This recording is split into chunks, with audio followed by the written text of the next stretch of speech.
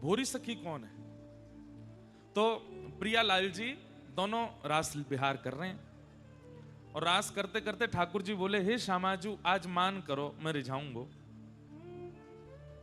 तो श्री जी बोली, कोई बात तो बताओ, काय बात पे मान करूं? तो ठाकुर जी बोले, रास पूर्णिमा के दिन, शरद पूर्णिमा के दिन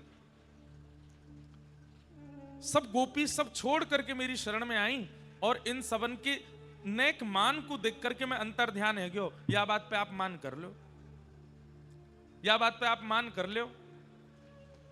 किशोरी जी बोली, नहीं नहीं कोई और विषय बताओ, या बात पे मैं मान ना करूंगी। ठाकुर जी बोले, नहीं यही बात पे मान करो, क्योंकि यहां में जल्दी मान आएगा, बाकी में तो आपको बनाना पड़ेगा मान, यहां में जल्दी आ जाएगा। इतने में किशोरी जी के नेत्र बंद हो गए और प्रत्येक गोपी के हृदय में झांक करके जब उसके विरह का दर्शन किशोरी जी ने किया, इतना मान प्रकट हुआ। मान तक होता है तो ठीक है बंधुओं, देखिए आपका प्रेमी आपसे नाराज है और नाराजगी में वो आपको रोक रहा है, टोक रहा है, लड़ रहा है, झगड़ रहा है, चिल्ला रहा है, तो अच्छी बात है। लेकिन अगर वो मौन होकर के शांत होकर चला जाए तो ये अच्छी बात नहीं है। तो समझो कि उसका क्रोध कितना तीव्र है कि वो बोलना भी नहीं चाह रहा है।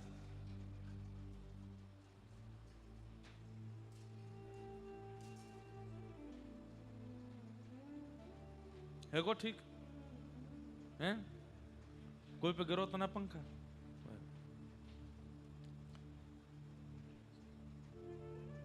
क्या बता रहा था मैं? मान। तो आपका प्रेमी नाराज होकर के आपसे लड़ ले, ये अच्छा है, लेकिन वो नाराज होकर के कहीं चला जाए, मान करके कहीं निकल जाए और बोले ना, ये बहुत कष्टदायी है। ठाकुर जी मनी मन सोच रहे हैं, हे श्री जी को मान आ रो है, मान आ रो। श्यामाजू, लाडली जू, हे किशोरी जू, हे प्यारी जू, बस बस बस इतना मान ही ठीक है, इतना मान। लेकिन किशोरी जी तो प्रत्येक गोपी के हृदय को और उनकी जब स्थिति को, उनके रुदन को जब देखती हैं, जब वही गोपियां वन में विचरण करती हुई वृक्ष लता पत्र गुल्म पशु पक्षियों से चर्चा करने लगती हैं, तुमने हमारे श्याम सुंदर को देखा। अरे एक स्थिति तो ऐसी आ गई कि गोपियां, एक गोपी कृष्ण बन गई, एक गोपी पूतना बन गई, एक गोपी अघासुर बकासुर बन गई, और वे सब अघासुर बकासुर की तरह आमे, और एक गोपी कृष्ण बन के उनको वध कर रही है, एक गोपी पूतना को वध कर रही है। दो वृक्ष के रूप में नलकुवर मणिग्रीव बन करके एक गोपी खड़ी है, ठाकुर जी उखल में बंद करके बीच से निकल रहे हैं। गोपी ऐसा अभिनय कर रही हैं आपस में।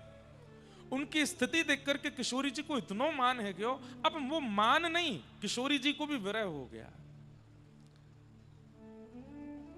किशोरी जी उठ करके वहां से जाने लगे। ठाकुर जी बोले, हे करुणामयी, हे श्यामाजू, मैं तो मान करवे के करो, आप कहां जा रही हैं? किशोरी जी नहीं सुनी। ठाकुर जी पीछे पीछे चलते रहे और श्री श्यामाजू सघन वन में जाकर के अंतर ध्यान हो गए। जैसे ठाकुर जी अंतर ध्यान हो गए, वैसे ही किशोरी जी अंतर ध्यान हो गए। ठाकुर जी ढूंढ रहे हैं, हे किशोरी जी, राधे राधे करुणामयी कृष्ण प्यारी,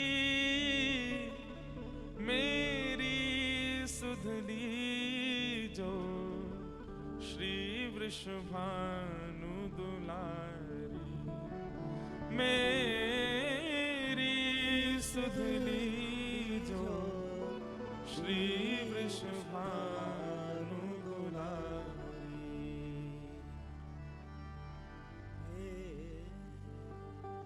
मनोहारिणी रासेश्वरी रस रूपा, हे मनोहारिणी रासेश्वरी रस रूपा, ब्रज विलासिनी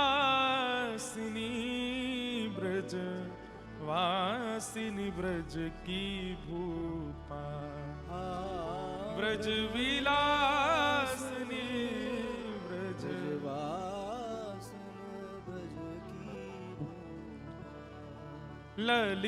ललितादिक सहचरी सर्वज्ञ स्वरूपा, ललिता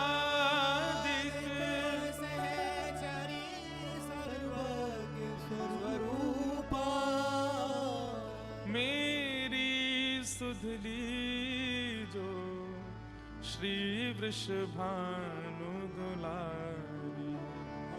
मेरी सुध लीजो श्री वृषभानु दुलारी। किशोरी जी अंतर ध्यान हो गई, ठाकुर जी पुकार रहे हैं। और जिस प्रकार गोपियां विरह आतुर होकर के व्रज में घूम रही थीं, वैसे ही अब श्याम सुंदर व्रज में घूम रहे हैं, किशोरी जी को ढूंढ रहे हैं।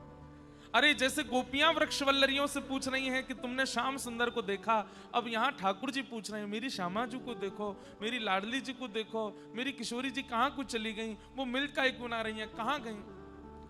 और जब भ्रमण करते करते करते करते करते करते जब ठाकुर जी हार गए और एक सघन वन में जाकर के जब श्री कृष्ण के हृदय की वह पीड़ा नेत्रों से अश्रु बनकर के बहने लगी, वह अश्रुबिंद जैसे ही पृथ्वी पर गिरे हैं, पूरी पृथ्वी उष्ण हो गई है। वही उष्णता यमुना जी तक पहुंच गई है, यमुना जी उष्ण हो गई हैं, संपूर्ण ब्रह्मांड उष्ण होता चला गया। यमलोक में यमराज भी घबरा गए कि इतनी इतनी वेदना तो कभी यमलोक में भी किसी को अनुभव नहीं हुई है। वह श्री प्रिया जी के विरह आतुर श्री कृष्ण के अश्रुबिंद, वो अश्रुबिंद ही कलिकाल में भोरी सखी बनकर के प्रकट हुए। श्री प्रिया जी के विरह में जो श्री कृष्ण के अश्रुबिंद हैं, वही श्री भोलानाथ जी और वृंदावन की एक परम सहचरी श्री भोरी सखी बनकर के आए।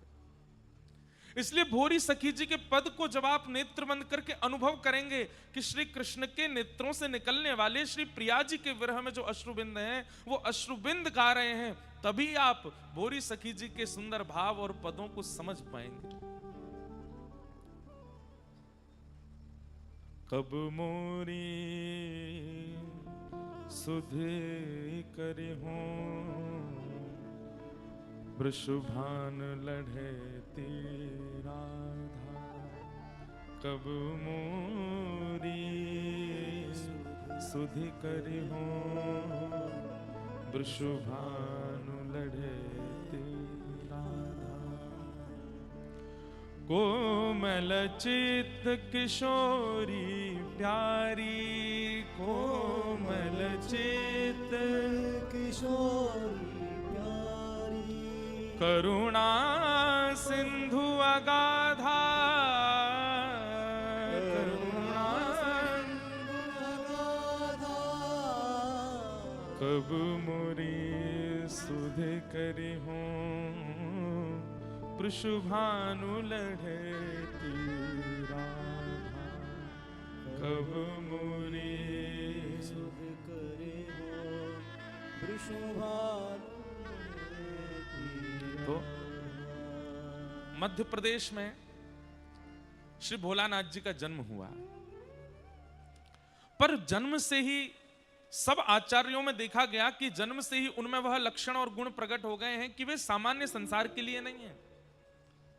ठाकुर जी ने अपने एक एक कण भाव को भी आचार्य बना करके भेजा इस कलिकाल में हम जीवों पर कृपा करने के लिए। अब सोचिए, प्रिया जी के विरह में श्री ठाकुर जी के अश्रुबिंद वो अवतार धारण करके आए हैं भोलानाथ जी के रूप में। जन्म हुआ, ब्राह्मण कुल में आप जन्मे, पर जन्म से ही चाहे खेल खिलौना हो, चाहे संसार की सारी वार्ताएं हो, उनमें आपकी ज्यादा रुचि होती नहीं थी। एक बालक की तरह जाते तो थे, लेकिन जैसे खेल खेलते खेलते थोड़ी देर बाद उस खेल को छोड़ देते, और क्या सोच करके कि इसका कोई सार नहीं है, ये कोई सार नहीं है, इसके लिए संसार में नहीं आया हूं, खेल तो पूरा संसार है, कब तक खेलता रहूंगा मैं। और खेल छोड़ देते, एकांत में जाकर रोने लगते, माता पिता समझाते क्या बात है क्या बात है, पर कुछ समझ में ही नहीं आता। धीरे धीरे इसीलिए उनका घर में भी नाम भोलानाथ ही पड़ गया। बोले बहुत भोले हैं, कभी भी रोने लग जाते हैं, बात क्या कुछ पता नहीं, और रोते ऐसे नहीं चीख चिल्लाते हो, बस अश्रु प्रकट होते रहते हैं नेत्रों से। बाल अवस्था है, इसलिए भोलानाथ जी भी नहीं समझ पा रहे कि मैं रोता क्यों हूं इतना। पर कौन कहे, ये तो प्रिया जी के विरह में श्री कृष्ण के अश्रुबिंद हैं, ये तो प्रगति बहने के लिए हैं। धीरे धीरे आप बड़े हुए, घर के लोगों ने आपको पढ़ाई लिखाई के लिए भेजा, आपने खूब अच्छे स्तर की अध्ययन किया, खूब पढ़ने में विद्वान थे।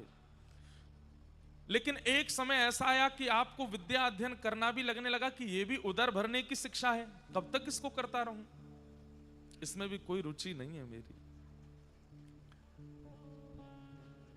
एक दिन मन में कहीं कथा में सुन लिया कि बिना गुरु के कल्याण नहीं होता। तो मध्य प्रदेश में एक स्थान है कोलारस, उस कोलारस के वन में आप चले गए और वहां जाकर के बस विरह आतुर होकर के, हे गुरुदेव, प्राण गुरुदेव, जीवन गुरुदेव, मेरे गुरुदेव कौन है, मेरे गुरु कौन है, कौन मुझे बताएगा कि मेरे जीवन का सार क्या है, मेरे जीवन का रस क्या है, मेरे जीवन का तत्व क्या है, मैं क्यों बालकाल से इतना सब चीजों से परे रहता हूं, क्यों मुझे इतना विरह होता है, मुझे कोई तो बतावे। ध्यान से सुनिएगा बंधुओं, आपकी उस विरह वेदना के कारण 3-4 दिनों तक आप वन में विचरण करते रहे। तब आपके एक बड़े भैया थे, बड़े भैया आए और आकर के उन्होंने इनको तुरंत समझाया, बोले ऐसे नहीं रोते भोलानाथ, चलो, बोले मेरे गुरु चाहिए, मुझे मेरे गुरुदेव के पास ले चलो। तब वहीं मध्य प्रदेश में कोई राधा वल्लभी परंपरा का स्थान और वहां एक आचार्य विराजमान थे, आप उनके पास उन्हें ले गए और कहा, ये हैं तुम्हारे गुरुदेव, इनसे दीक्षा ग्रहण करो। श्री राधा नाम मंत्र प्राप्त करके जैसे ही मंत्र सुना और उस मंत्र का उच्चारण करना प्रारंभ कर दिया, अब तक तो विरह वेदना क्यों थी समझ नहीं आ रहा था, परंतु अब विरह वेदना का मूल रूप पता चल गया कि इनकी प्राप्ति के लिए मैं बचपन से रोता आया हूं। बिना श्री जी को देखे ही श्री जी की रूप माधुरी का, श्री जी के हृदय का, श्री जी के गुण का, श्री जी के भाव का, श्री जी की स्थिति का उनको अनुभव होने लग गया। घर वालों ने मन में विचार किया कि ये तो और ज्यादा विरह में रहने लगे, इससे बढ़िया तो बिना दीक्षा के ही थे, कभी कभी रोते थे, अब तो ये पूरे दिन रोते रहते हैं। घर वालों ने कहा ब्याह कर दो। हमारी परंपरा में, हमारे कल्चर में एक नियम रहा है, बेटा बिगड़ गया है, क्या करें, बोले ब्याह कर दो, पत्नी आएगी सुधार देगी। पढ़ लिख के विद्वान हो गया, अब क्या करें, बोले ब्याह कर दो। बहुत कमाने लग गया, अब क्या करें, बोले ब्याह कर दो। कुछ नहीं करता, पूरे दिन पड़ा रहता है, क्या करें, बोले ब्याह कर दो। बिगड़ गया है, व्यसनी हो गया है, उल्टे सीधे काम करता, क्या करें, ब्याह कर दो। नाम जापो गो भजनानंदी करता, पूरे दिन गिरिराज जी में पड़ो रे, क्या करें, ब्याह करो या को। हमारे यहाँ सब चीजों की मूल जड़ केवल एक है, बोले क्या ब्याह करो। काम को है तो ब्याह करो, नहीं काम को है तो ब्याह करो, सब में ब्याह कर दो।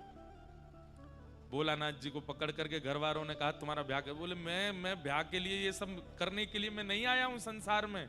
आप लोगों से मेरी हाथ जोड़ के प्रार्थना, मेरा विवाह मत करो, किसी का जीवन बर्बाद मत करो। घर वाले बोले ऐसे ही बोलता है, इसको बैठाओ मंडप में। और श्री भोलानाथ जी का ब्याह कर दिया। ब्याह हो गया। ब्याह के बाद आपने अपने माता पिता और बड़े भैया से कहा कि मैं और अध्ययन करना चाहता हूं, तब आपने लॉ की, वकालत की, और वकालत करके आप वकील बन गए। पत्नी थी घर में, तो घर वालों ने कहा कि भाई अब रोना धोना नहीं इसका, पहले तो था कि ब्याह कर दो, और जब ब्याह हो गया तो अगले दिन ही माता पिता आज्ञा कर रहे हैं, बेटा अब रोने से काम नहीं चलेगा, तो कौन संभालेगा बेटी को, तुमने इसका ब्याह किया है, पानी ग्रहण किया है, इसका घर कौन चलाएगा। बोले हम तो मना ही कर रहे थे, ब्याह मत करो हमारा। बोले अब तो हो गया, अब क्या करोगे। बोले अब क्या करें। बोले अब इसकी मांगें पूरी करनी पड़ेंगी, अपना परिवार बसा, उसके लिए तुम्हें कुछ करना पड़ेगा। तब भोलानाथ जी बोले तो फिर कुछ करना पड़ेगा तो और पढ़ाओ हमको। बोले क्या पढ़ना। बोले वकालत पढ़ा दो। तो लॉ की उन्होंने, वकालत की, वकील बन गए। वकील बनने के बाद में आप जाते थे न्यायाधीश के सामने बैठ करके और वकालत करते थे, लेकिन जिसका चित्त ठाकुर जी ने हरण कर लिया हो वो बेचारा कैसे न्याय कर सकता है। हम कोई न्याय करने वाले बुरा नहीं मान जाना। कोई अगर यहाँ वकील बैठे हों, उस पेशे के हों, हमने भी लॉ करी 3 साल करके छोड़ दी, हो नहीं पाई। तो वकालत करने वाले लोग जो हैं उनको थोड़ा कभी कभी पक्ष लेना पड़ता है अपने व्यक्ति का, वो गलत हो तो भी लेना पड़ता है। वकील क्या कहते हैं, बोले देखो हमें सब सत्यता बता दो, तुमने क्या क्या किया, तुमको बचाने की जिम्मेवारी हमारी। वो सब सत्य जानते हुए भी वहां जाके उनको झूठ तो बोलना पड़ता है। पर बंधुओं एक बात है कि ठाकुर जी जाको स्वीकार कर लेना, जहां किशोरी जी के लिए हमारे ध्रुवदास जी कहते हैं, सहज स्वभाव पर्यो नवल किशोरी जी को, मृदुता दयालुता कृपालुता की राशि है, न कहूं ना रिस कवि होते हूं ना भूले सकी, रहत प्रसन्न सदा ही मन हास्य। ऐसी हमारी किशोरी जी, ऐसी सुकुमारी प्यारी, लाल जी के प्राण प्यारी, ऐसी हमारी किशोरी जी। तो उनका नाम जपने वालों में झूठ कैसे आ सकता है, छल कैसे आ सकता है, कपट कैसे आ सकता है? भाई टोंटी में से जैसा पानी आपने पात्र में लिया है, पीने पर वो पानी वैसा ही तो अनुभव होगा। अब वो बात अलग है कि टोंटी से पानी आपने निकाल करके फ्रिज में रख दिया या चूल्हे पर रख दिया, तो वो गर्म ठंडा हो सकता है। कई लोग श्री प्रिया जी का नाम आश्रय तो लेते हैं, लेकिन सीधा सीधा आश्रय अगर लेंगे तो सहजता, सरलता, कृपालुता, दयालुता और जैसी श्री प्रिया जी हैं वैसे होते चले जाओगे। लेकिन आपने अन्य अन्य साधनों को साथ में रख रखा है। चूल्हा रूपी विषय भी है और फ्रिज रूपी भोग भी है। अब उनके आश्रय से राधा नाम लोगे तो फिर तो शीतल और तप्त होकर के आएगा, और उससे फिर वो जो विकार है वो उत्पन्न होंगे। हमारी बात समझ रहे हैं कि नहीं समझ रहे हैं? बिना भोग, बिना विलास, बिना माया के अगर सीधे श्री प्रिया जी का नाम ले लिया जाए तो प्रिया जी जैसी हैं वैसे ही आप होते चले जाओगे। भोरी सखी वकालत कैसे करे? अब यहां सामने जो क्लाइंट बैठा वो कह रहा है कि सुनो, मर्डर तो मैंने ही किया है लेकिन तुमको बचाना है। तो भोलानाथ जी कहें ठीक है, न्यायालय में गए, न्यायाधीश के सामने, हाँ जी तो भैया ये इनका कत्ल इन्होंने ही किया है, क्या कहना चाहते हैं आप इस बात में? भोलानाथ जी के तो हाथ कांपे, पैर कांपे। अब वो आदमी कटघरे में खड़े, हमने तुमको वकील बनाया है, अपना बोलो। हे जज साहब, मारा तो इन्होंने ही है पर इनको छोड़ दो, क्यों इनको आप जेल भेजो, क्यों इनके साथ कुछ गलत करो? वो तुम्हारा खुद का वकील कह रहा है कि तुमने मारा, अब क्या करोगे? लो चलो 10 साल की जेल, आजीवन कारावास दो इसको। बड़े भैया आदि सब समझाते, भोला तू कैसा भोला, तू वकालत क्यों करता है, तू जाके अपने ही आदमियों को फंसवा देता है। बोले देखो हमसे ये नहीं होगा, हमसे वकालत नहीं हो सकती, आप हमको कोई और काम करवा दो। उन्होंने तो यही कहा कि मुझे वृंदावन जाने दो, मेरे से नहीं हो पाएगा ये। घर के सब लोग बोले वृंदावन, ये पत्नी को कौन संभालेगा और पत्नी का कौन भरण पोषण करेगा? एक उनकी संतान भी हो चुकी, एक पुत्र भी होगा। अब जो जो गृहस्थाश्रम बढ़े त्यों तो भोरानाथ और रो में, अब मैं क्या करूं? तब छतरपुर के महाराजा उन्होंने भोलानाथ जी को कहा, एक काम करो, तुम हमारी ये ग्रंथालय है, लाइब्रेरी है, यहां इसके तुम प्रधान बन जाओ और कभी कभी हमारे पास आके शास्त्र चर्चा कर लिया करना। तो बोले ठीक है, ये अच्छा है। तो छतरपुर के महाराजा के ग्रंथालय में, लाइब्रेरी में ये बैठते थे और वहां बैठे बैठे श्री प्रिया जी को याद करते, वृंदावन को याद करते, और जब अवसर मिलता तो महाराजा के पास बैठ के शास्त्र चर्चा करते। पर वो शास्त्र चर्चा कब कब में प्रेम चर्चा में परिवर्तित हो जाती, इनको पता ही नहीं चलता। एक समय आया ये उससे भी ऊब गए, ये वो भी नहीं कर पा रहे थे। इन्होंने हाथ जोड़ दिए महाराजा के सामने कि अब मुझसे नहीं हो पाएगा। तब इनके मन में आया, मैं किससे कहूं, किससे प्रार्थना करूं कि ये मेरे वश का नहीं है। ये संसार, ये जीवन, ये गृहस्थ आश्रम, ये काम करना, नौकरी करना, धन कमाना, इससे मेरा जीवन नहीं चल पाएगा, मैं इसके लिए नहीं आया हूं संसार में। तब कोई नहीं मिला तो अंत में किशोरी जी से प्रार्थना की, श्यामा जी से प्रार्थना करने लगे। एक तरफ परिवार को देखते हैं, एक तरफ वृंदावन का स्मरण करते हैं, और हर दिन इस भाव से व्याकुल रहते हैं कि आज का दिन भी निकल गया और मैं वृंदावन नहीं पहुंच पाया। हर ढलते सूर्य को प्रणाम करते हुए कहते हैं, हे सूर्य नारायण, कल जब प्रकट हो तो मुझे वृंदावन पहुंचाने का मार्ग दिखा दीजिएगा। आप तो प्रकाश प्रदान करते हैं, कृपा कर मेरे जीवन में भी वृंदावन की राह प्रकाशित कर दीजिए। रात्रि में बैठे बैठे चंद्रमा को देखते देखते रोते रहते हैं, हे श्री चंद्रमा, आप ही तो हो जो गोपियों को श्री कृष्ण से मिलाते हो, तो ये भोरी यहां कोने में बैठी रो रही है, मुझे क्यों नहीं ले जाते हैं आप वृंदावन, क्यों नहीं मेरी प्रिया जी से मेरी भेंट करा रहे हैं?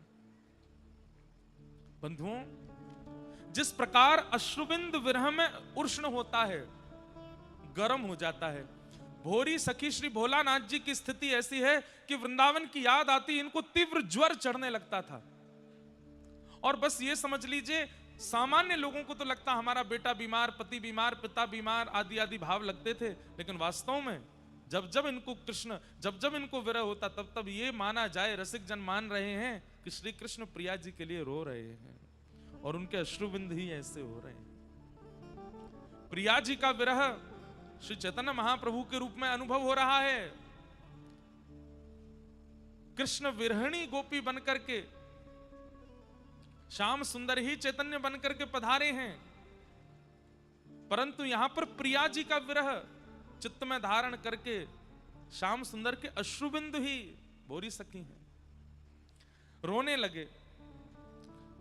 भोरी दुखिया दीन पुकारत, भोरी दुखिया दीन पुकारत, तेरत लैल नाम, तेरत। आप तो ऐसे विरह आतुर हो गए, अब तो सबसे प्रार्थना करते हैं कि मुझे वृंदावन पहुंचा दो। कैसे बंधुओं, अब जो घटना घटी, इस घटना को ऐसा मत सोचिएगा कि प्रियालाल जी ने ऐसा कुछ किया या वृंदावन ने ऐसा कुछ किया, ऐसा नहीं है। ये सब तो प्रारब्ध की बात है। भोलानाथ जी को तब तक परिवार संभालना था जब तक परिवार का दायित्व उनके हाथ में था, लेकिन एक दिन ऐसा आया, एक बीमारी फैल गई और उस बीमारी की चपेट में आपकी पत्नी आ गई, और पत्नी की सेवा करने का कारण उनके पुत्र भी उस बीमारी की चपेट में आ गए, और भोलानाथ जी भी रहते थे सेवा में, लेकिन इनको कुछ नहीं हुआ। पत्नी और पुत्र दोनों ने एक साथ प्राण त्याग दिए, दोनों चले गए। अब भोलानाथ जी के जीवन में कोई नहीं है, माता पिता अति वृद्ध हैं, बड़े भैया हैं, वो भी अपनी नौकरी करते हैं। पत्नी और पुत्र दोनों का संस्कार करने के बाद में अब भोलानाथ जी अपने माता पिता से बोले, अब मुझे आज्ञा दे दीजिए, अब मैं जितना यहां रहूंगा उतना मैं व्याकुल होता रहूंगा। एक तो पत्नी का भी विरह है, पुत्र का भी विरह है, वृंदावन का विरह तो बचपन से है। अब मैं जाना चाहता हूं, अब मुझे वृंदावन जाने की आज्ञा दे दीजिए। बंधुओं देखिए, एक बात समझिएगा, ना तो मीराबाई भाग करके कभी वृंदावन आई हैं, ना भोलानाथ जी भाग करके वृंदावन आए हैं। कई बालकों के ऐसे पत्र आते हैं, कैसी जिज्ञासाएं आती हैं कि हम सब छोड़ छाड़ के भाग के आ जाएं। नहीं, प्रतीक्षा कीजिए।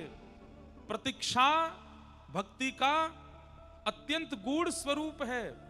ठाकुर जी को योजना बनानी दीजिए आपको बुलाने की, आप बस स्मरण करते रहिए, पुकारते रहिए।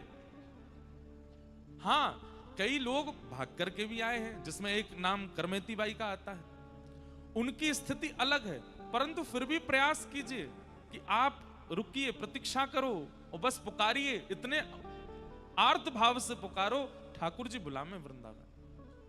कोई योजना ऐसी बने, और आज भोलानाथ जी की योजना बन गई और आप सब छोड़ करके अब वृंदावन आ गए। बड़े भैया को बड़ी दया आती थी कि मेरा छोटा भाई वृंदावन में रहता है, तो हर महीने अपनी तनख्वाह में से कुछ धन भिजवा देते थे। उसी धन से आप किराए के एक मकान में रहते थे, वहां पर रह करके कभी सेवा कुंज जाते, राधा वल्लभ जी जाते, निधिवन जाते, यमुना जी जाते, और सब पुलिनों पे भ्रमण करते हुए खूब रुदन करते, खूब प्रिया जी को पुकारते। लेकिन एक समय आया, इनके बड़े भैया की भी मृत्यु हो गई और उन्होंने भी जो धन भेजते थे वो भी बंद हो गया। धीरे धीरे जिस किराए में आप रहते थे मकान में, वो भी धीरे धीरे आपको छोड़ना पड़ा, और सब छोड़ करके अब मूलतः वृंदावन निवासी का जो स्वरूप होता है, श्री भोलानाथ जी उस स्थिति में आ गए।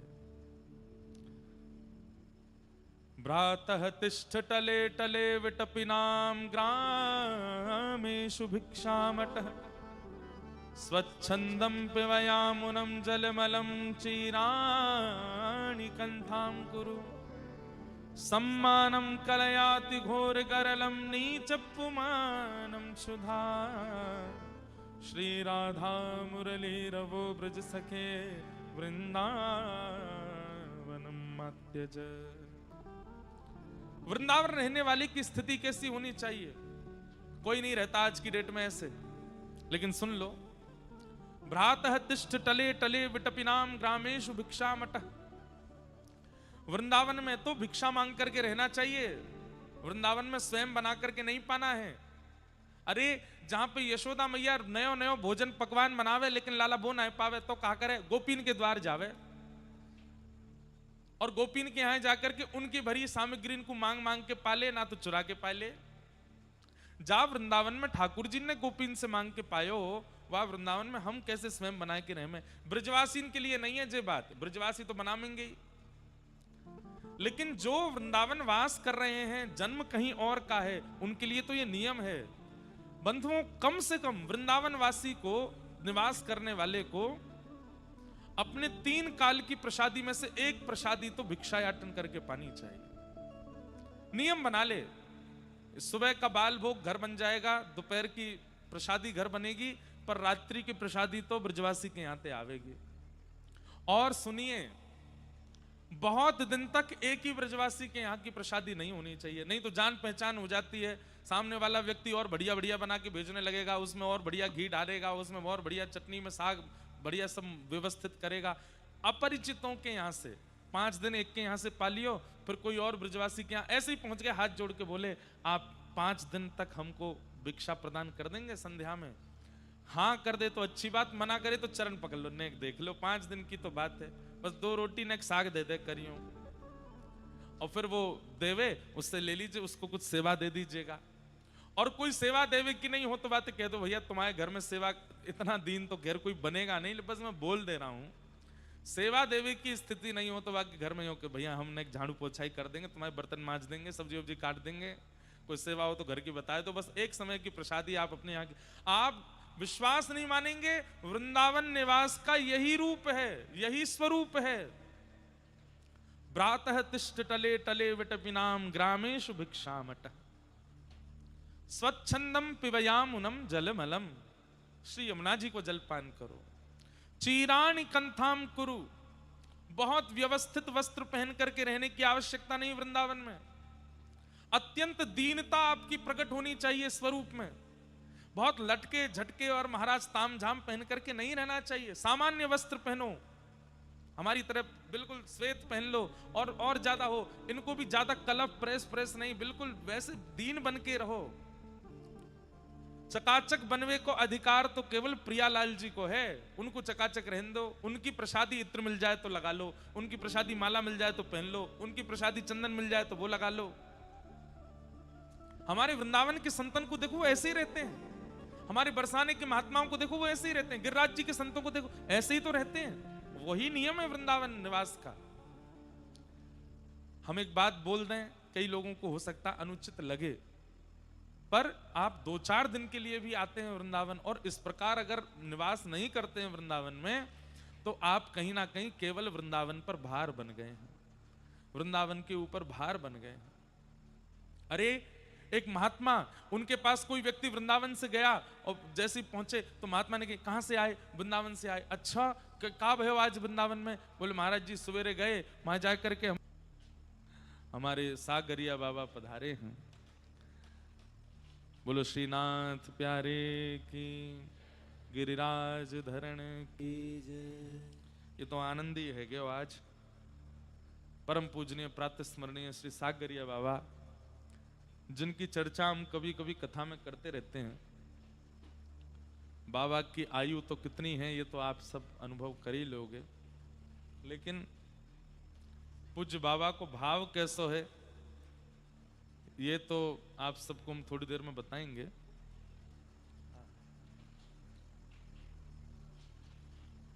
हम ये कह दें तो कोई अतिशयोक्ति नहीं कि कलिकाल में, आज के काल में अगर श्री यशोदा जी कहीं हैं तो वो बाबा के रूप में विराजमान है।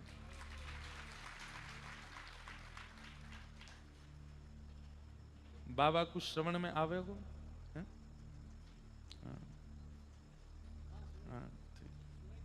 जय हैं? अच्छा जय। कितनी आयु है बाबा की? बाबा अभी 99 वर्ष के हैं और दृष्टि से भले ही अभी कम देख पावे, लेकिन बाबा की बड़ी कृपा है। ऐसो श्री जी के नाम को प्रेम है बाबा के चित्त में। अत्यंत तीव्र बुखार भी कभी कभी है जाए तो बाबा कहें वैद्य के पास मत ले जाओ। तो कितने लोग बैठे हैं यहाँ पे? बोले बाबा 10 लोग बैठे हैं, सबरे बैठ के राधा राधा गाओ चलो। और बाबा बुखार में पड़े हैं, सबन से राधा नाम गवा में, और राधा राधा राधा राधा सुनते सुनते सुनते सुनते बुखार उतर जाए बाबा को। ऐसे हमारे पूज्य बाबा हैं। आपने श्रीनाथ जी मंदिर में श्रीनाथ जी की सेवा में साग घर की सेवा करी है, या हमारे आपको सागरिया बाबा के में आपकी हाथ की बनी हुई प्रसादी प्यारे श्रीनाथ जी पावें। अब तो बाबा सेवा में हृदय से विराजमान हैं, शरीर से तो ना जामे, परंतु पुष्टि मार्गीय वैष्णवन के लिए आप साक्षात सचल श्री यशोदा मैया हैं। आपको हम बारंबार प्रणाम करें। बाबा के संग हमने ऐसा ऐसा अनुभव किया है कि वह अनुभव को हम कहा बखान करें। रुक्मणी प्रसंग चल रहा है और बाबा आ जाएं। जोधपुर में कथा चल रही, वहीं पास में ही जोधपुर के पास में ही एक स्थान है, वहां बाबा कभी कभी विराजें। कहाँ नाम है स्थान को जोधपुर के पास में? हाँ, फलोदी। फलोदी राजस्थान में बाबा विराजें। और वहां जोधपुर में कथा में आ गए और मुझसे बोले किशोरी जी को प्रसंग सुनाओ। मैंने बाबा रुक्मणी विवाह चल लो, किशोरी जी को सुनाओ। कथा ही बदल दी, बात किशोरी जी को चरित्र सुनना है वहां बैठ के। फिर बोले मैं कल आऊंगा कथा में। मैंने कहा अच्छा, कल भी किशोरी जी को ही सुनाइयो। मैंने बाबा अब आगे ना सुनना कुछ, ना किशोरी जी को ही सुना। वो एक प्रसंग बड़ा प्रसिद्ध हुआ, सब लोगों को पता होगा। हमने वो गिरिराज धरण लीला सुनाई, ठाकुर जी ने नक पे गिरिराज जी धारण कर लिए और सब ब्रजवासी नीचे आए करके खड़े गए, छड़ी लगाई, कछु माखन को बल बढ़ो कछु गोपन के सब प्रसंग सुनाए। मैंने कि अब ठाकुर जी गिरिराज धारण कर लिए हैं, अब 7 दिन 7 रात्रि तक ठाकुर जी गिरिराज जी धारण करेंगे, अब आगे कथा कल सुनाएंगे। बाबा बोले गिरिराज जी नीचे पधरवाओ, रात बल्ला लगी खड़ो रहेगो, हाथ दुख जाएगो लाला को, पहले गिरिराज जी नीचे धारण कराओ। ऐसे हमारे पूज्य सागरिया बाबा आए हैं। यहां एक अकिंचन कर चुके हैं हम गिरिराज जी में। सुबह सुबह 4 बजे करते थे लुक दाऊ जी के पास में, और वहां गिरिराज जी की तलेटी में बैठ करके कथा सुनाते थे। 5 लोग सुनते थे बस। सुबह एक दिन पिताजी महाराज भी पधारे थे कथा में। 5 लोग 500 बंदर। 505 श्रोता होते थे, जिसमें 500 बंदर होते थे और 5 श्रोता होते थे। और 5 श्रोता भी बेचारे बैठे रहते, कोई को चश्मा ले गए, कोई की 100 लोग। और समय भी यही दीपावली के आसपास का था, शीतल ठंडी पड़ती थी, कोहरा वोहरा पड़ता था, बढ़िया सॉल वॉल पहन के सिगड़ी जला के बैठते थे सुबह सुबह। उसमें नंदोत्सव वाले दिन हमने मटकीन में बढ़िया दही और मखाने उनकी बढ़िया सुंदर सामग्री बनवाई और सब बंदरन को भंडारो कियो वादना। कम से कम 5000 बंदरन को भंडारो भयो होगो। ऐसी अद्भुत कथा भाई। वहां बाबा रोज आते और रोज दूध घर की सामग्री लेकर के आते, चलती कथा में ही आके पहले मुंह को पवाते और फिर मुझे पेट भर गो, नहीं हाँ अब कथा सुना। ऐसे हमारे बड़े बिल्कुल यशोदा मैया हैं। ठाकुर जी की सेवा, हम आपको सत्य बता रहे हैं, हम पुष्टि मार्गी वैष्णव तो नहीं है, पर लाल जी तो हमारे पुष्टि मार्गी हैं, श्रीनाथ जी हैं। सेवा में क्या चीजों का ध्यान रखना चाहिए, सेवा में किन किन भावों का ध्यान रखना चाहिए, वो सब बाबा की कृपा से ही हमको पता है। बहुत वर्षों बाद आज बाबा के दर्शन भये हैं, बाबा को हम बारंबार प्रणाम करें। ऐसे महापुरुष के आप सबको दर्शन हो रहे हैं, आप सबका सौभाग्य है, आप सबका परम सौभाग्य है। बाबा जब दर्शन करवे श्रीनाथ जी जामे ना, आज भी श्रीनाथ जी मुस्का जाए बाबा को देख करके, मंद मंद मुस्कान आ जाए उनके मुखमंडल पे। ऐसे हमारे बाबा हैं, उनको बारंबार प्रणाम करें, बारंबार वंदन करें। तो श्री भोरी सखी, कहां थे हम लोग? वृंदावन आ गए। तो वृंदावन कैसे रहना चाहिए बंधुओं? देखो ये सब सुन लीजिए, क्या पता कभी इच्छा हो जाए। और जिस प्रकार संसार के भोग के प्रति इच्छा होने पर एक बार मन होता है भोगी व्यक्ति का, चख के देखूं तो सही कैसी लगती है, और वो चखने जाता है और चखते ही फिर जीवन भर के लिए उसका आस्वादन करने लगता है। ऐसे ही वृंदावन कैसे रहना चाहिए मैं थोप नहीं रहा आपके सिर पे, सुन लो। क्या पता कभी इच्छा हो गई करने की, चखने की, तो जैसे चख करके व्यसनी व्यसनी हो जाता है, क्या पता ये चख करके आप भी वृंदावन के निवास के रूप में आ जाओ। तो वृंदावन में सबसे पहला नियम है कि स्वयं बना करके मत पाओ, कम से कम एक समय की प्रसादी तो भिक्षा करके पाओ, मन शुद्ध होगा। आप कहोगे भिक्षा से क्या होता है? दीनता आती है। अब दूसरे के द्वार पर जाओगे, द्वार पर जाके बैल बजाओगे, सामने से अपरिचित निकल करके आएगा, कहो भैया कहां आए? माते आए, न 2 रोटी दे दो। आजकल तो खैर वृंदावन में बहुत भीड़ हो गई है, अब तो बहुत कमर्शियल होता जा रहा है सब कुछ, पर फिर भी अभी भी बहुत ब्रजवासी हैं जो बिल्कुल अपने पूर्व भाव में ही रहते हैं। उनके पास जाओ, भिक्षा मांगो, पाओ। हमारी बात सत्य मान लीजिएगा, एक पुरुषण गुरु मंत्र का करने के समान फल देगा ब्रजवासी के घर की भिक्षा मांग कर पाने से। फल क्या है? पुरुषण का फल क्या है? मन की शुद्धि। पुरुषण का फल क्या है? विचारों की शुद्धि। और ब्रजवासियों के भिक्षा पाने से भी वही होता है। हमारे बाबा पंडित श्री गया प्रसाद जी महाराज ब्रजवासियों के घर की भिक्षा पाते। कई ऐसे महापुरुष हैं, उनके आश्रमों में भंडारे चल रहे हैं, पर अपने आश्रम को ना पामे, कोई ब्रजवासी के यहां ते आवेगी, बाकी यहां को पामेंगे। वृंदावन में तो भिक्षा की बड़ी महिमा है, मांग करके पाओ। पर हम लोग क्या करते हैं, परिचितों के यहीं पाए, पूनम दीदी के आगे, मैया भिक्षा दे दो, बाबा भिक्षा दे दो। हमारी मैया बैठी है यहाँ पे। एक दिन हम उतने कह रहे हैं, कहा कि आयो कथा में, सुबह आ जाए 500 लोग, मैया महाराज जी ने कही कथा में भिक्षा दे दो। परिचितों के यहाँ पाओ, कहीं और नहीं मिले तो परिचित के यहाँ चले जाओ। महाराज जी को जानते हैं, दीदी को जानते हैं, बाबा को जानते हैं, पर अपरिचितों के यहाँ जाओ, जिसका शकल ही नहीं देखी पहले कभी, उसके यहाँ जाके पाओ। उसका अनुभव आप भिक्षा पाने के बाद तुरंत हाथ धो करके भजन में बैठिए, फिर अनुभव कीजिएगा। हमने ऐसे नहीं पाई है, हमने तो थोड़ी, हम तो ब्रजवासी है ना, हम भिक्षा पाएंगे तो ठाकुर जी को श्रम कष्ट और होएगा। अरे तू काई को पारो भैया, तू तो मेरो ब्रजवासी है, तू तो वृंदावन को, तू काई को पारो है। पर आपके लिए नियम है, भिक्षा मांगो, यमुना जी का जल पियो। ग्रामेशु भिक्षामटः स्वच्छंदम पिबयामुनम जलमलम चीराणि कंथाम कुरु। ज्यादा सज धज के मत रहो वृंदावन में, सामान्य से वस्त्र पहन करके रहो। ज्यादा श्रृंगार की आवश्यकता नहीं है, ठाकुर जी को करन दो श्रृंगार। बंधुओं, मैं कहूं कथा में कि काउदना लाला को दया आ जाएगी जब देखेगो अरे बड़ो रूखो सूखो डोले, कछु श्रृंगार जैसो करे ही ना है, सो ठाकुर जी के मन में आ जाएगी, चल या को श्रृंगार मैं कर दूं आज। और काउदना ठाकुर जी श्रृंगार करें, थोड़ी हाथ सो पकड़े, अपने हाथन ते पत्रावली बनावे, अपने हाथन से चुनरी उड़ावे। तू अपनो श्रृंगार करत है, दर्पण हाथ दिखावे री, तू है सखी बड़ भाग बड़ी, नंदलाल तेरे घर। बाबा बैठे खुश रह जाएंगे। तू है सखी बड़ भाग बड़ी, नंदलाल तेरे घर आवत है। तू है सखी बड़ भाग बड़ी, नंदलाल तेरे घर आवत है।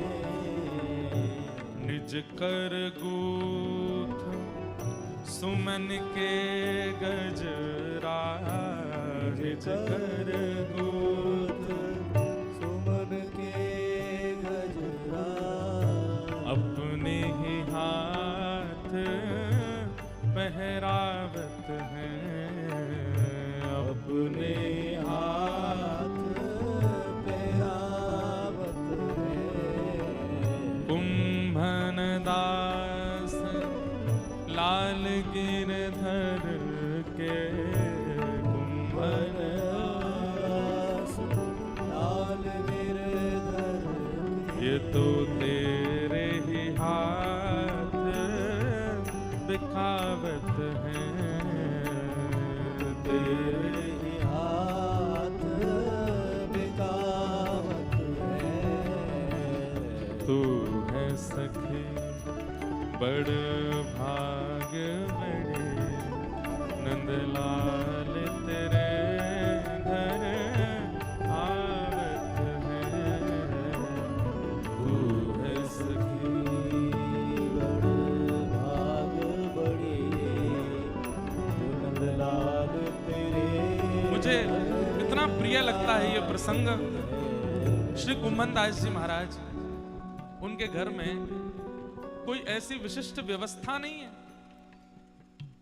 कोई ऐसी विशेष व्यवस्था नहीं है जिससे कि वो अपना श्रृंगार उचित कर सके। एक कठौते में जल भरते हैं, उसमें छाया देख करके अपना तिलक स्वरूप करते हैं कुम्भन दास जी। ऐसी दया आई लाला को कि स्वयं ठाकुर जी प्रकट होके आते हैं कुम्भन दास जी के पास और गोदी में बैठ करके कहें अब स्वरूप बनाओ।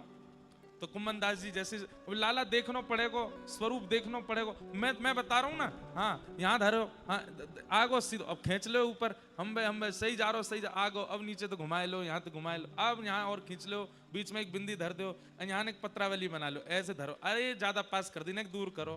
ठाकुर जी बता रहे हैं कुम्भन दास जी अपना श्रृंगार करते हैं। कब ये स्थिति कब प्रकट होती? जब ठाकुर जी को पता चलती है कि सामने वाला बहुत दीन है, इतनी व्यवस्था में व्यवस्थित रहता नहीं है। अब ठाकुर जी पता है कि पूरा भाई अपनी जो है का मेकअप किट लेके ही चल लो संग में, मैं कहा बताऊंगा यार, सब कर ही रहो अपना धुआंधार सज धज के रहे। एक बार ठाकुर जी श्रृंगार कर जाएं, फिर आपको अधिकार है कि जीवन भर श्रृंगार करो। भाई विवाह में पति मांग भर दे, पति मंगलसूत्र पहना दे, उसी के बाद तो अधिकार मिलता है श्रृंगार करके रहने का। ऐसे ही हम सब वृंदावन की वो सहचरी हैं, प्रतीक्षा कर रही हैं काउदिना श्री राधा रमण राधा वल्लभ गिरधर गोपाल कुंज बिहारी लाल हमें वो श्रृंगार करें, वहां के बाद हमें श्रृंगार को अधिकार है। तो चीराणी कंथाम कुरु सम्मानम कलयाति घोर गरलम। अगर कोई ब्रजवासी आपको सम्मान कर जावे, और ब्रजवासियों के बाबा बात तुमने तो आनंद करा दियो, ऐसा बड़ा आनंद आ गो, यो है गो, अरे भैया ये तो बहुत बढ़िया है, ये तो यो है त्यों है, चरण पकड़ लो बाबा, इतनो सम्मान मत करो हमारो। सम्मानम कलयाति घोर गरलम। वृंदावन में सम्मान अच्छा नहीं। और नीचप्पमानम शुदा। अगर कोई ब्रजवासी गारी दे जाए तो समझ जाओ कि वाह ठाकुर जी रीझ गए मुंह पे, लाला राजी है गो तभी गारी पड़ रही है मुंह में। नीचप्पमानम शुधा श्री राधा मुरली रवो व्रज सखे वृंदावनम मान्त्यज। वृंदावन में तो जिस प्रकार की पद्धति वृंदावन निवास की है वैसे ही भोरी सखी रहती हैं वृंदावन में। आप सेवा कुंज में निवास करने लगे, अब वो तो छूट गया किराए का जो मकान था, और वहां याचना नहीं करते हैं भोजन की। पता है क्या पाते हैं? सेवा कुंज में बंदरों को लोग चने डाल जाते हैं, तो बंदर जब सब पा लेते हैं उसके बाद में चने की जो ऊपर की कारी कारी सी परत जो वहां को छिलका रह जाए का है, बंदरों के चले जाने के बाद फिर उन छिलकाओं को बीनते हैं और उसको पाकर के केवल नेत्रों से अश्रु बहाते हुए श्री राधा श्री राधा श्री राधा गाते रहते हैं। देखत देखत दिन सब बीते, देखत देखत दिन सब बीते। तुम अटूट अनुराग की दाता, तुम अटूट अनुराग की दाता। हम अजहूरी ते के रीते, हम अजहूरी के रीते। देखत देखत दिन सब बीते, देखत देखत दिन सब बीते। हृदय न प्रेम न नेम नाम को, हृदय न प्रेम नाम को। साधन सकल तजे अब ही ते, साधन सकल तजे अब ही। अच्छा एक बात तो है, जितने भी आचार्य हुए हमारे स्वामी श्री हरदास जी से लेकर के भोरी सखी तक, इनका साधन हम लोग सुन रहे हैं। इनका नियम हम देख रहे हैं, इनकी नाम के प्रति निष्ठा हम सुन रहे हैं, ये उसके बाद भी अपने आप को कितना दीन बताते हैं। और हम लोग खामें पीमें करें आनंद, चकाचक डोलें ऊधम मचामें, कोई काम बढ़िया करे नहीं है, सब पूरे दिन रात ऊधमन में लगे रहते हैं। उसके बाद भी एक बार नाम जप कर ले तो उसको भी गा गा के बताते हैं, हम इतना नाम करते हैं, हम तो यूं करते हैं, हम तो इतनी एकादशी करते हैं, हम तो ऐसे नियम का साधन। और ये देखिए क्या कह रहे हैं, हृदय ना प्रेम ना नेम नाम को, हृदय ना नाम को साधन सकल तजे अब ही ते, साधन सकल तजे अब ही ते। बिनु पद पंकज भोरी स्वामिनी, बिनु पद पंकज भोरी स्वामिनी, कितहु न ठौर न ठीक सुभीते, कितहु न और न ठीक सुभीते। देखत देखत दिन सब बीते, देखत देखत दिन सब बीते।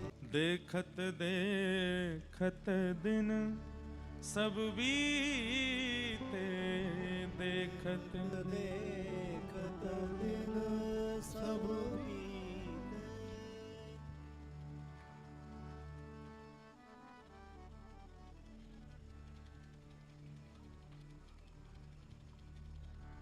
तो कैसे रहते हैं भूरी सखी, बंदरन को चना मिल जाए और उसके बाद भी उनको बीनते नहीं है कि ढूंढ रहे हो कि वहां में चना मिल जाए तो वाकू पालूं मैं। उनको इकट्ठो कर लें और इकट्ठो करके हाथ में ले में, तो जो चने की बची हुई जो सामग्री रह जाती, कारी कारी छिलका, उनको लेकर के पाते, और वहां में अगर चना दिख जातो तो वह चना को लेकर के बंदरन के पास जाते और उनको मानो एक रह गयो या कोई पाले हो, छिलका पा करके रहते। और बस कुछ नहीं, दिन रात श्यामा श्याम श्री राधा, जय जय राधा वल्लभ हित हरिवंश, जय जय राधा वल्लभ हित हरिवंश, जय जय राधा वल्लभ प्यारो हरिवंश, जय राधा वल्लभ प्यारो हरिवंश, जय जय राधा वल्लभ हित हरिवंश, जय राधा वल्लभ हित हरिवंश। जय जय राधा वल्लभ मेरो हरिवंश, जय राधा वृंदावन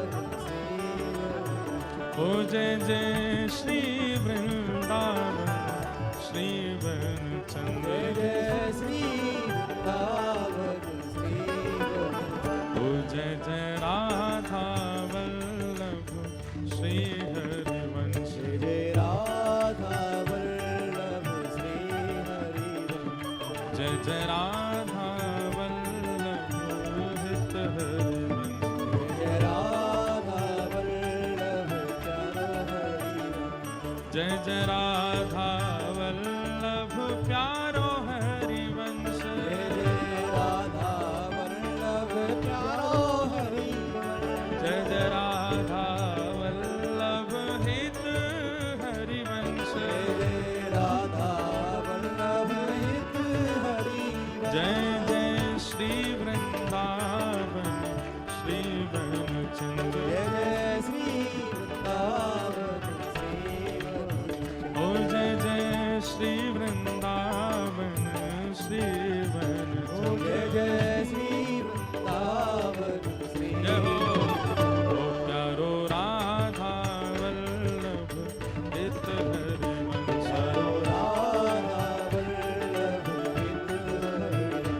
जय जय राधा वल्लभ हित हरिवंश, राधा वल्लभ हित हरिवंश। ओ या द्वारे सोना तो हमारो, या द्वारे सोना तो हमारो। भोरी सखी जाती हैं राधा वल्लभ जी और द्वार पर ही नृत्य करती हैं, इस पद को गाती हैं, या द्वारे सोना तो हमारो, या या द्वारे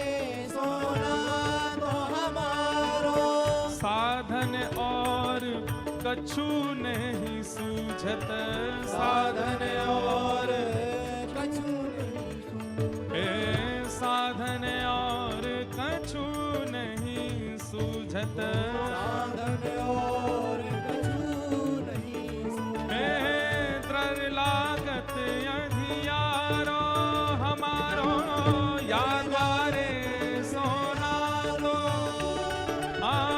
या द्वारे सोना तो हमारो या द्वारे सोना तो हमारा। हे भोरी की अलबेली स्वामिनी भोरी की अलबेली स्वामिनी।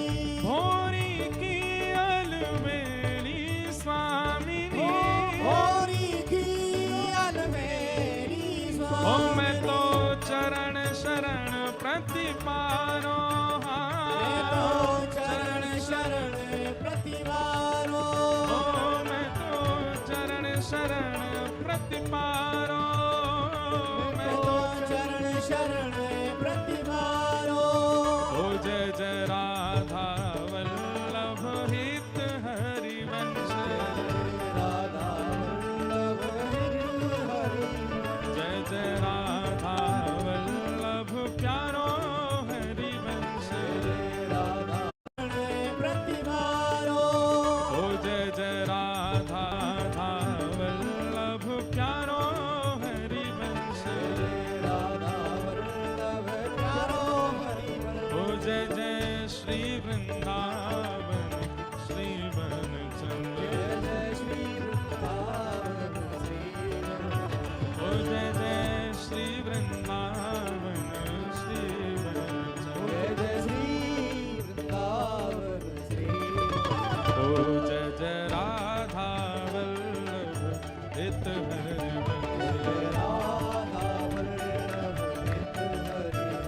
जय जय राधा वल्लभ प्यारो हरिवंश राधा वल्लभ प्यारो हरिवंश। ओ जय जय श्री वृंदावन श्री वनचंद्र जय श्री वृंदावन श्री वनचंद्र। जय जय श्री वृंदावन श्री वनचंद्र जय श्री वृंदावन। श्री राधा वल्लभ लाल की भोरी सखी ऐसे वृंदावन के सेवा कुंज में रहती हैं। या द्वारे सो नातो हमारो, और वहीं बस केवल चनाक की वो स्थिति पाकर के रहती हैं। लेकिन प्रिया जी इतनी निष्ठुर नहीं है हमारी। हमारी श्यामाजू कैसे देख सकें? रात दिन श्री राधा कह करके रोवे, और केवल ये नेक बस ये चनान की बच्ची भाई बस इन सामग्री को पामे। हमारी प्रिया जी से सहन नहीं भयो, और वा समय के जो श्री राधा वल्लभ जी के गोस्वामी, उनको श्री प्रिया जी ने स्वप्न दर्शन दिए। गोसाई जी तो प्रसन्न है गए कि मेरी कोई सेवा से रीझ गई है स्वामिनी जी, जो मेरे स्वप्न में आई हैं। अरे स्वामिनी जी, आप कैसे रीझ गई? आपके दर्शन, आप इतनी प्रसन्न कैसे हैं? बोले प्रसन्न तो मैं यामारी हूं कि मेरी अत्यंत प्रिया भोरी अच्छा, एक और बात, तब तक सब इनको भोलानाथ के नाम से ही जानते थे। कोई ये नहीं जानता था कि ये भोरी सखी है। बस भोरी सखी को अंदर ही अंदर पता था कि मैं प्रिया जी की भोरी सखी हूं, और सब इनको भोलानाथ ही बोलते थे। लेकिन श्री प्रिया जी ने स्वप्न में आदेश करके गुसाई जी को बताया कि मेरी पर अत्यंत प्रिया भोरी सखी आई है, और वो वृंदावन में निवास कर रही है। मुझको बड़ी पीड़ा है एक बात की। बोले कई बात की पीड़ा? क्योंकि वो कछु पावे ना है, कछु खावे ना है, वाके काजे उचित व्यवस्था ना है। आप कोई व्यवस्था करो, और वह व्यवस्था से आज मंदिर को थाल लेकर के जाओ, और मंदिर की राजभोग की सामग्री भोरी को पवाए करके आओ। गुसाई जी महाराज तो अत्यंत प्रसन्न है। बोले ऐसी सखी, ऐसी कौन सी सहचरी आई जाकी प्रिया जी आज्ञा कर रही, हम भी दर्शन करके कृतार्थ होंगे। गुसाई जी सामग्री लेकर के गए। सेवा कुंज में विराजमान बोरी सखी गुसाई जी आए। सामग्री लेकर के जैसे ही पधारे,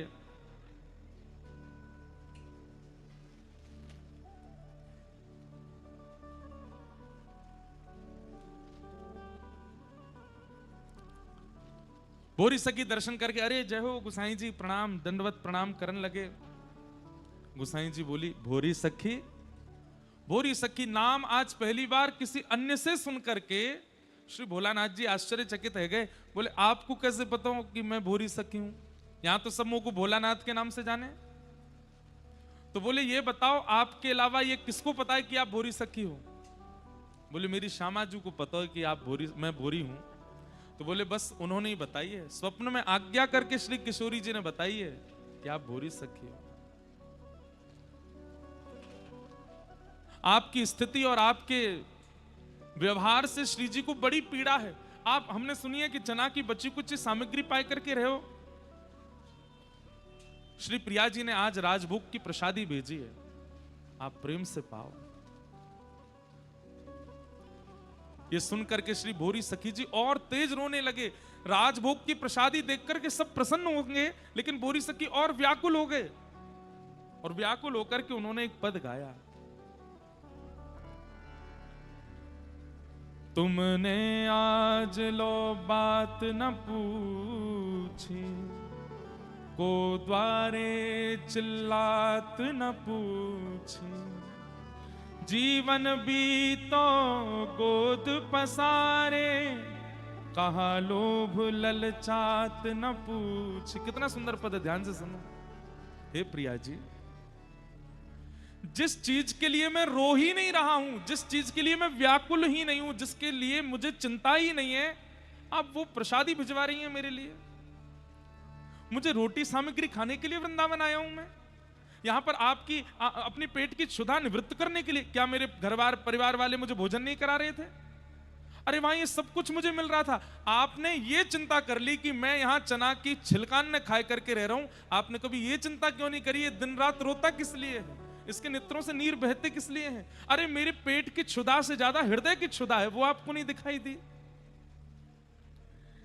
मैं नित होश भरी कहिवे की, हंस कबहू कुशलात न पूछी, कोटि उपाय किए पे तुमने, का सोचत दिन रात न पूछे, द्रग सर घाव फूल के सहिवे, कसहियरा अकुलात न पूछी, तुमने आज लो बात न पूछी, तुमने आज लो बात न पूछी, नित प्रति कुटिल अलक में फंसवे, कस लोचन ललचात न पूछे, कैसे कटत दिवस निश तेरे, का दुख सुखत गात न पूछी।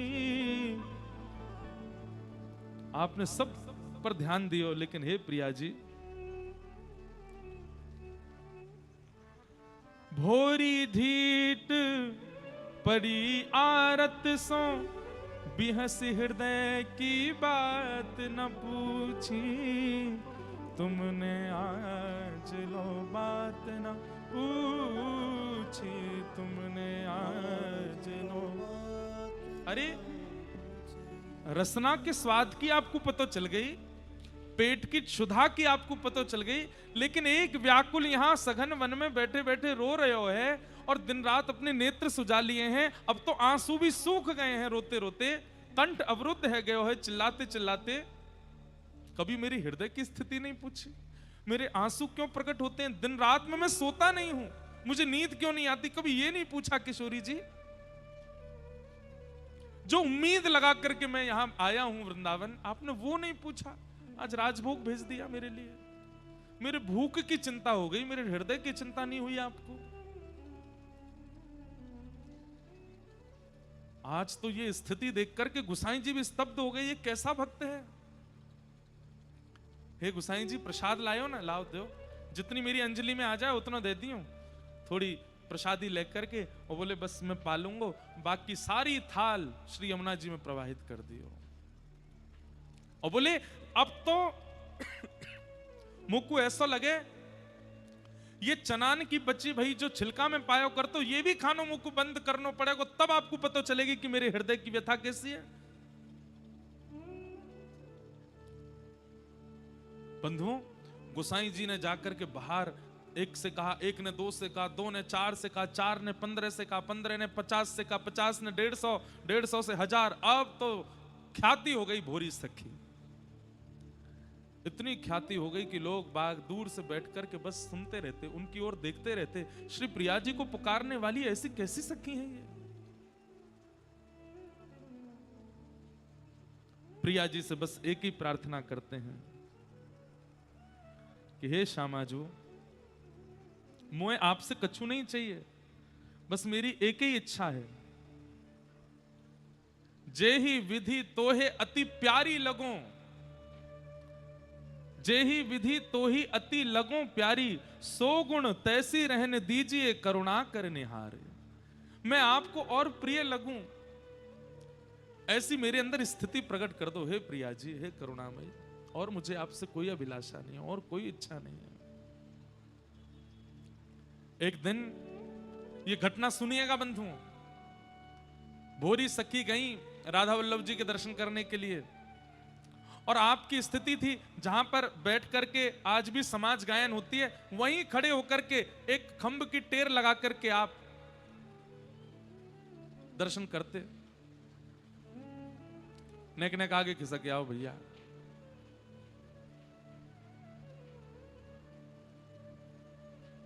आज भी वर्षा है रही है का? है? हमको क्या, हम तो चले जाएंगे अब, नेक देर की कथा और है बस, भीगते नहीं हो। तो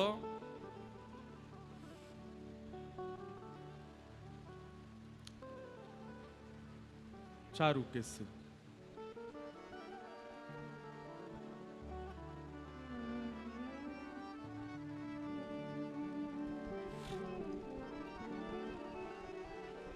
बैठ जाओ तभी सुनाएंगे, विराज जाओ सब लोग।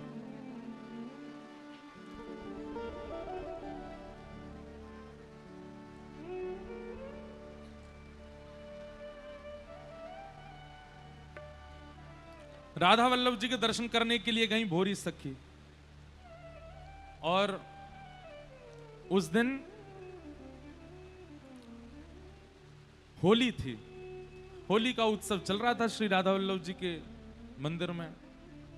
आज भी आप लोग अनुभव दर्शन करते हैं कि हमारे सब गोस्वामी जन बड़ी बड़ी पिचकारी ले में और तेसु के फूल केसर की जो सुंदर कींच बने वाकू ले में पिचकारी में और भर के महाराज एक दूसरे इन पर सब राधा वल्लभ जी के गरो गृहस्थी सबन पर पिचकारी चला में। दर्शन करते करते श्री राधा वल्लभ जी का भोरी सखी जी इतने भाव में निमग्न हो गए कि आपको अपनी सुध नहीं थी, और जैसे ये खंभ है ऐसे खंभ से सिर लगा करके आप नेत्रन में राधा वल्लभ जी को बसा करके और वहीं दर्शन कर रहे थे। तभी पुजारी जी तो सब पे ही पुचकारी मार रहे थे, तो पुचकारी की दहार ऐसी पड़ी कि सीधे भोरी सखी जी के कान के पर्दा में जाकर के पर्दा फाड़ दियो और भीतर प्रविष्ट कर गए। रक्त की धार निकल पड़ी कानन से, लेकिन आपको पता ही नहीं। बंधुओं, एक बात बताऊं, इसको अन्यथा मत लीजिएगा। ठाकुर जी अपने उत्सवों में जाकी अत्यंत पीड़ा को हरण करना चाहे ना, जैसे पीड़ा हमारे पूर्व के प्रारब्ध जो होते हैं वो जीवन में हम भोग लेते हैं, उससे वो नष्ट होते हैं। हमने पूर्व में जो किया कल मैं भोग लूंगा, परसों में भोग लूंगा, लेकिन ठाकुर जी की पीड़ा, ठाकुर जी के उत्सव, ठाकुर जी की कथा, ठाकुर जी की लीला, ठाकुर जी की स्थिति में अगर हमें कोई पीड़ा हो जाती है तो उससे आगे के आने वाले जितने भी आर्त हैं ठाकुर जी उनको समाप्त कर देते हैं। भोरी सखी के जीवन में अभी बहुत कष्ट और बहुत पीड़ाएं आगे आने वाली थी, लेकिन पुजारी जी के द्वारा वो पिचकारी चलाई गई और वो कान में पड़ी, ऐसी रक्त की धार निकलने लगी उनके कान से। ऐसे कभी कभी रथ यात्रा होती है, ठाकुर जगन्नाथ जी, कितने लोग पीड़ित हो जाते हैं। कई बार कुछ और भी, अब कथा भी कल यहाँ पे पीछे शॉर्ट सर्किट हो गया, लोगों को बारिश हो गई, कीच है गई, उसके बाद बाहर एक व्यक्ति को सर्प ने भी काट लिया क्योंकि वर्षा हुई। भगवान की कृपा से वो अब स्वस्थ हैं, उनको ले गए थे फिर। पर मन में विचार आया था कल रात में ही कि कई बार उत्सवों में भी कई कई लोगों को पीड़ा हो जाती है। उस पीड़ा का क्या रूप है? ठाकुर जी नाराज है? नहीं, नाराज होते तो आप आ ही नहीं पाओगे।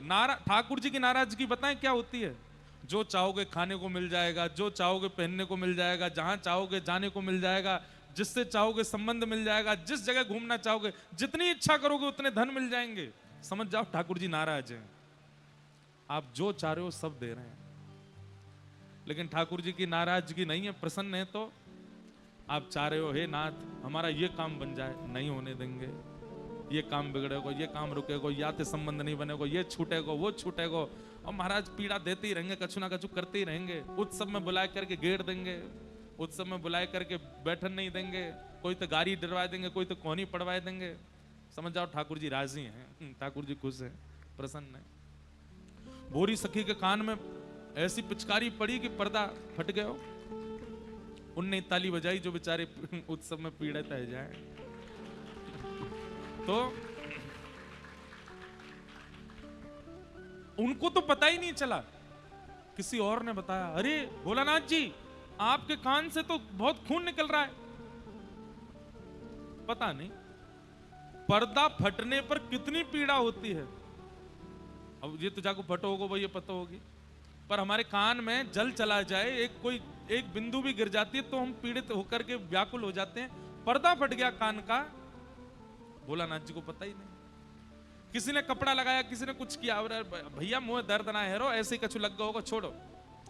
वापस आकर के सेवा कुंज आकर इस कान से अब सुनाई नहीं देता उनको। धीरे धीरे धीरे धीरे वो घाव बढ़ता चला गया, बढ़ते बढ़ते बढ़ते उसमें कीड़े पड़ गए। कभी कभी कीड़े निकलते हुए दिखाई देते। लोग बागों की भीड़ तो होने लगी थी भोलानाथ जी के पास। किसी ने गौर किया, बोले इनका कान इतना सूज गया, इतना बड़ा हो गया और ये पूरा नीला पड़ गया है यहां से, उसमें से कीड़े वीड़े कभी कभी निकलते हैं। किसी ने जाकर के बढ़िया अनुनय विनय करके कहा मुझे देखने दीजिए।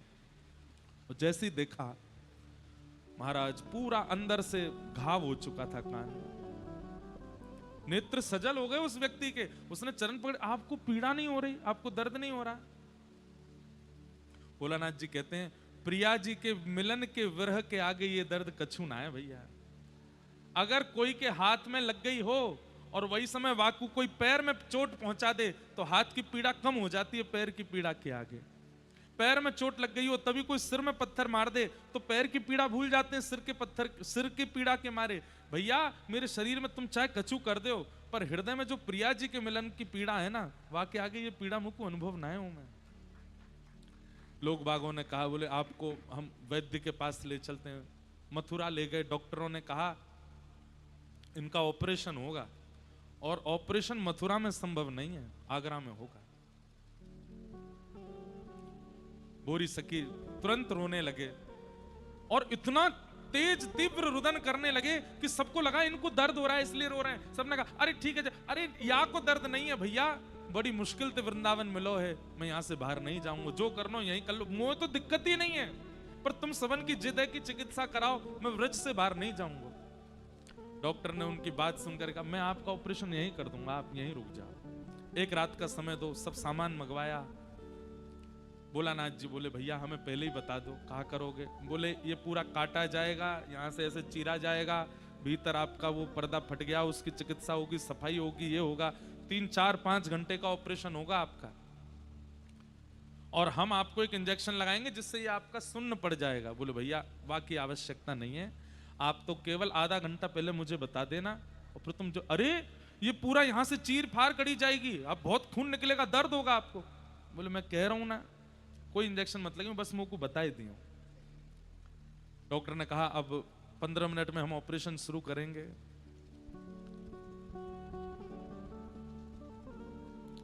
बोरी सखी जी तुरंत नेत्र बंद करके अपनी प्रिया जी को याद करती हैं और हा राधे प्राण चले जई हैं, हा श्यामा प्राण चले जई हैं, मन की होश रहेगी मन में, मन की होश रहेगी मन में, तुम पे वारी न पई है, तुम पे वारी न पई है। हाँ राधे प्राण चले जई हैं, हाँ श्यामा प्राण चले जई हैं। एक दिन मरण अवस अलवेली, एक दिन मरण पछताते, मरत अधिक पछतई है, मरत अधिक पछतई है। हे श्यामा जी, मेरी आपसे बस एक ही प्रार्थना है, ये शरीर तो नश्वर है, एक दिन प्राण चले जाएंगे हमारे। जीवन भर मैंने बहुत व्याकुलता और बहुत आत्मग्लानि में व्यतीत किया है, लेकिन हे किशोरी जी, अगर मेरे प्राण बिना आपसे मिले निकल गए तो ये मृत्यु भी पछताते भय निकलेगी। हे प्रियाजू, एक बार झलक दिखाए तो फिर भले ही मेरे प्राण चले जाएं, मुकुवा की चिंता नहीं है। जीवन तो बीत्यो पछताते, मरत अधिक पछताई है।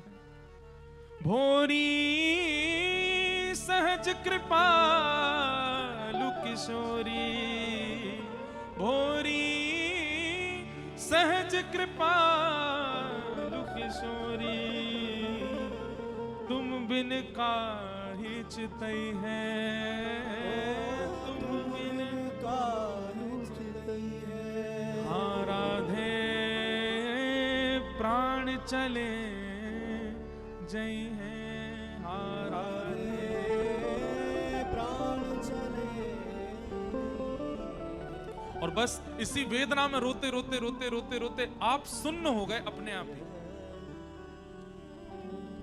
डॉक्टर देख रहे हैं पूरा शरीर ठंडा पड़ गया, श्वास चल नहीं रही है, नब्ज चल नहीं रही है, पर कान के पास मुख के पास कान लगा करके देखा, श्री राधा श्री राधा श्री राधा श्री राधा ध्वनि निकल रही है। डॉक्टर के हाथ कांप रहे, मैं ऑपरेशन कैसे करूं, पर संग के उन्होंने कहा आप कर दो। यहां से पूरा कान काटा गया, खूब रक्त निकल रहा है, अंदर से सब चिकित्सा कर रहे हैं। डॉक्टर भी घबरा रहा है कि बिना कोई सुन्न किए मैं कैसे करूं, पर उनके मुख पर बिल्कुल भी सकन नहीं। क्यों? अपनी प्रिया जी को याद करते करते भावावेश में चले गए और कह के गए थे कि जब ऑपरेशन पूरा हो जाए तो उसके बाद मुझे दोबारा चेतना में कैसे लाओगे? बोले कैसे लाएंगे? बोले बस इतना कह दियो प्रिया जी आ गई, जैसे कह दो कि प्रिया जी आ गई मैं वापस ठीक है जाऊंगा। डॉक्टर भी आज जूते उतार करके सब व्यवस्थित करके इनका ऑपरेशन कर रहा है। ऐसे भक्त का दर्शन नहीं किया। चिकित्सा करने के रोकने लगे, सब पकड़ने लगे, किसी के हाथ नहीं। मेरी प्रिया जी कहां गई? अरे आके चली गई, तुमने बताया नहीं। दौड़ करके वृंदावन आए, लता गुल्म पत्रों के बीच में ढूंढने लगे। श्री राधा वल्लभ जी पहुंच गए, दूर खड़े बस एक खंभ से सिर लगा करके श्री अपनी श्री जी को दर्शन कर रहे हैं।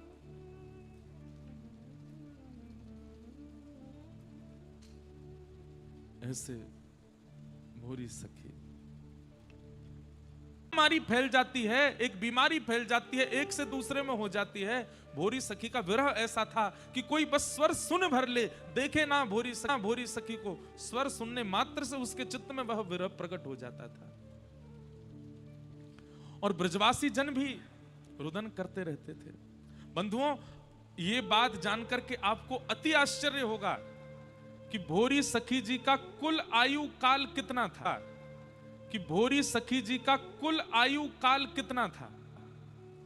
केवल 82 में श्री प्रिया जी का ऐसा विरह इनको है। ऐसी करण पुकार में रुदन करते कि ब्रजवासी जन अपने आप, कोई स्नान करने गया, कोई घूमने गया है, कोई डोलने गया यमुना जी पर, और वहां पर दूर बैठी भोरी सखी जी का स्वर कान में पड़ता है और व्याकुल होकर के वो भी वहीं बैठ जाता है।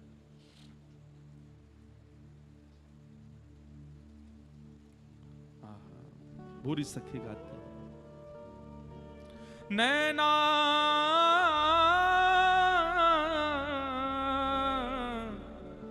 दरस रूप रस प्यासे, नैना दरस रूप रस प्यासे,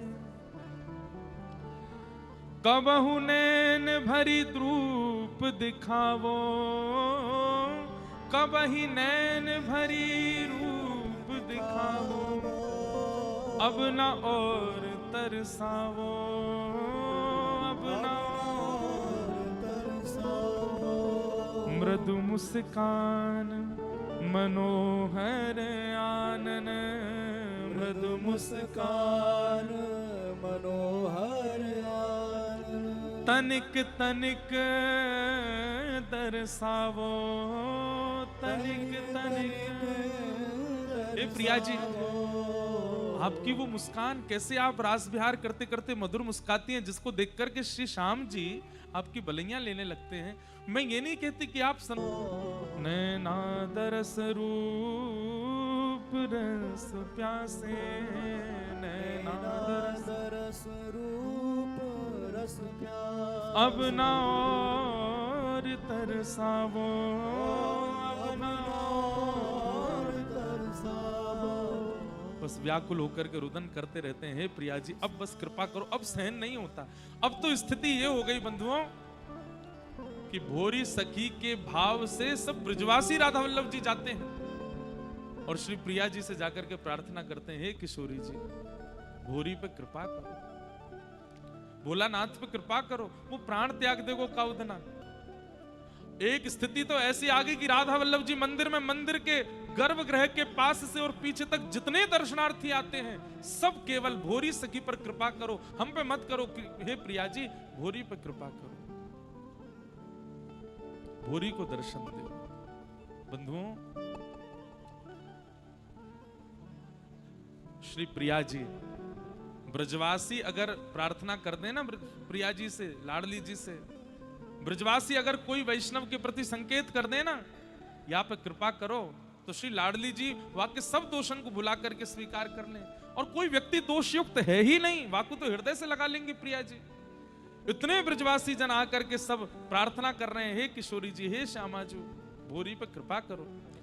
आप लोगों के मन में एक प्रश्न आ सकता है कि श्री प्रिया जी इतनी कोमल हैं तो फिर इतना विरह क्यों दे रही हैं भोरी सखी को।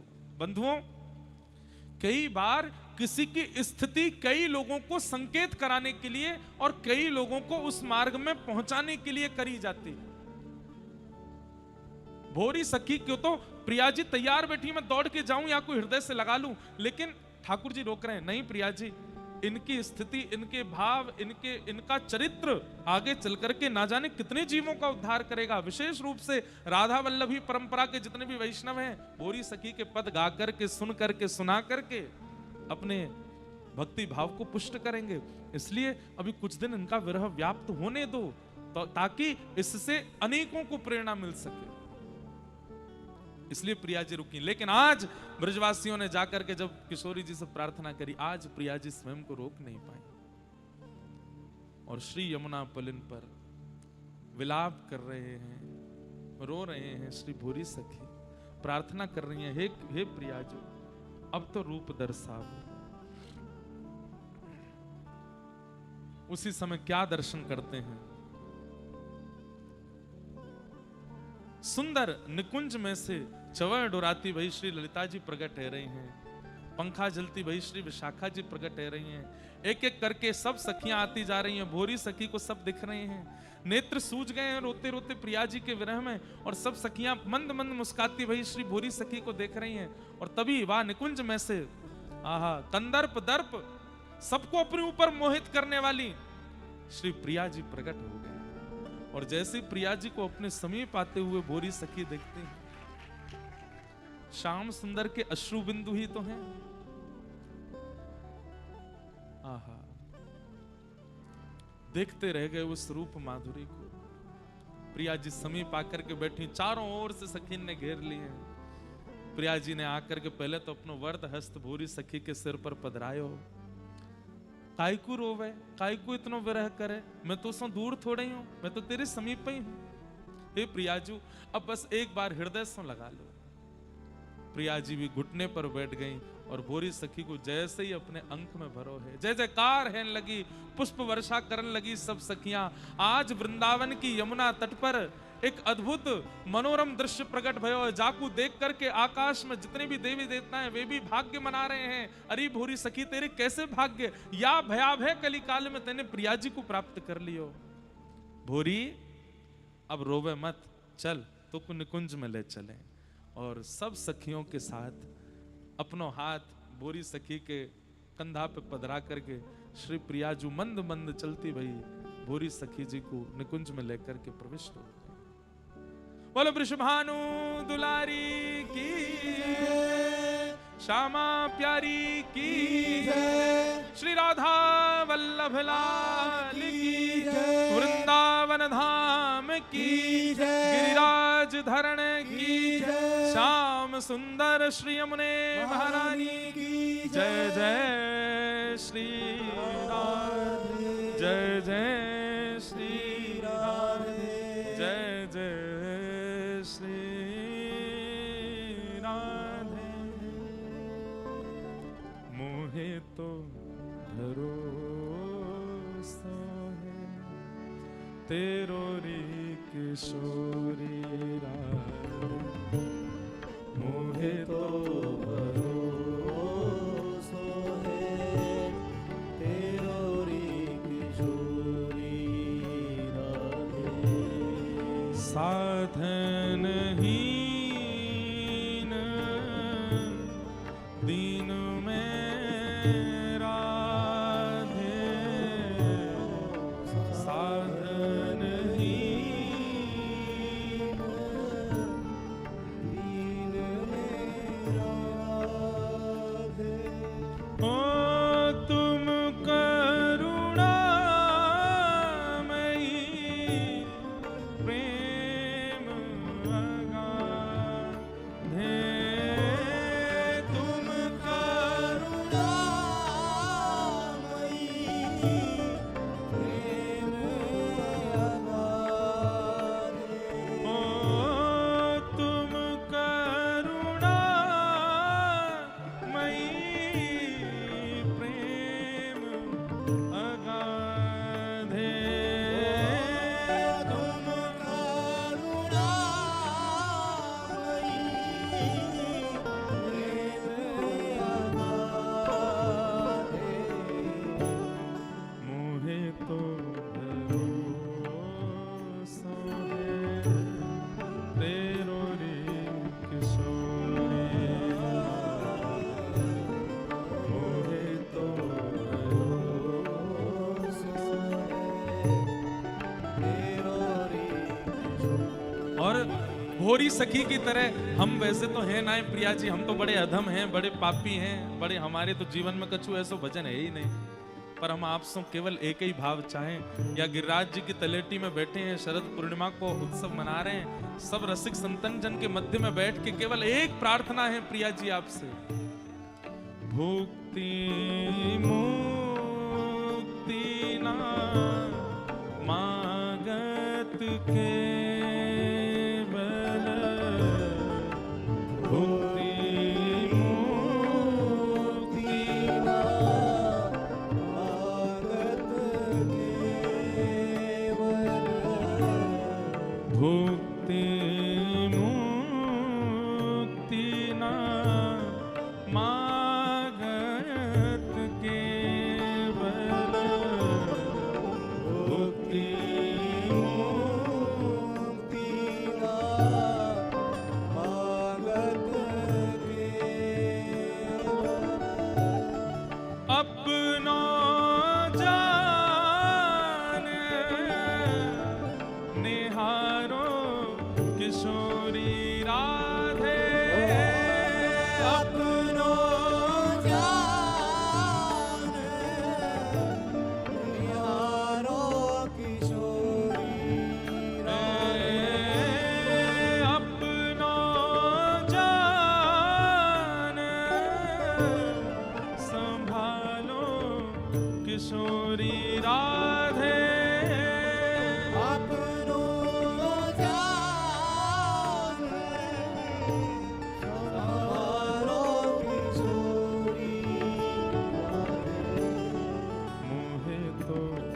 दरोस्तो है तेरो रे किशोरी राधा मोहे तो भरोसा है तेरो रे किशोरी तेरो रे किशोरी राधे तेरो रे हो तेरो रे किशोरी राधे तेरो रे किशोरी तेरो रे किशोरी राधे तेरो रे जय जय श्री राधे जय जय श्री राधे जय जय श्री राधे श्री वृंदावन में